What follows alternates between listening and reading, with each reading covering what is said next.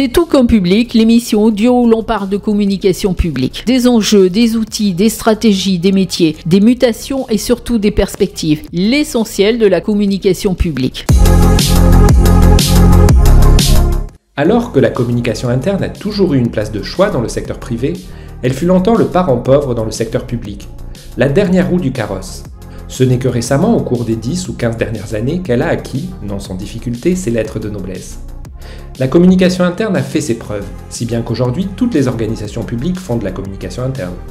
Une stratégie, un plan de communication interne, un budget spécifique et des emplois dédiés sont même parfois prévus. Généralement, on estime que la communication interne a 3 objectifs.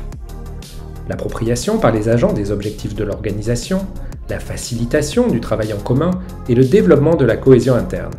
Concrètement, les actions de communication interne visent à faire connaître aux agents les politiques publiques portées par l'organisation, à appuyer le management, à consolider la cohésion entre les agents et l'organisation, à renforcer le sentiment d'appartenance, à améliorer le bien-être et les conditions de travail, ou encore à accompagner les changements de l'organisation. Pour atteindre ces objectifs, chaque organisation publique a besoin de construire un double récit. Un récit de la maisonnée et un récit de l'engagement. Une distinction très pertinente qui a été proposée par Nicole d'Almeida, professeure émérite en communication à la Sorbonne, au CELSA. Le récit de la maisonnée, c'est le récit institutionnel qui met en scène les valeurs internes puisées dans l'histoire de l'organisation. Chaque structure publique, chaque hôpital, chaque mairie, chaque ministère fait partie du service public et à ce titre partage des valeurs communes, auxquelles s'ajoutent des valeurs propres à chaque organisation publique.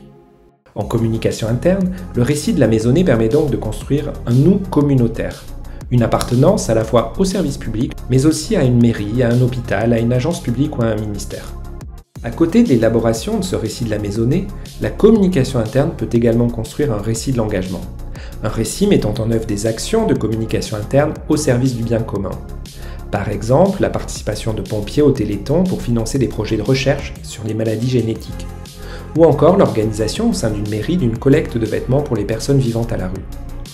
Contrairement au récit de la maisonnée qui permet de construire un nous communautaire, ce récit de l'engagement permet de construire un nous universel, fondé sur des valeurs qui dépassent celles du service public et qui dépassent celles de l'organisation publique. Des actions de communication interne donc très utiles mais aussi très délicates à mettre en œuvre. À mon sens, pour que cela fonctionne, il faut que ce soit les agents qui choisissent l'action de communication interne. Après un vote interne par exemple. Qu'une seule action de ce type soit réalisée chaque année et que l'organisation avec le management facilite la participation de l'agent à cette action de communication interne. Je pense que ces actions de communication interne, basées sur des valeurs universelles, ce récit de l'engagement, est un levier pour donner envie aux jeunes d'œuvrer au sein de l'administration. Des jeunes dont les formes d'engagement ont beaucoup évolué d'après les interventions des participants au séminaire organisé en avril 2024 par la Fondation Jean Jaurès. Des jeunes qui souhaitent aujourd'hui avoir la possibilité, dans le cadre professionnel, d'agir sur des sujets qui leur tiennent à cœur. Vous avez aimé ce podcast ? Likez, commentez, partagez. À bientôt pour un nouvel épisode.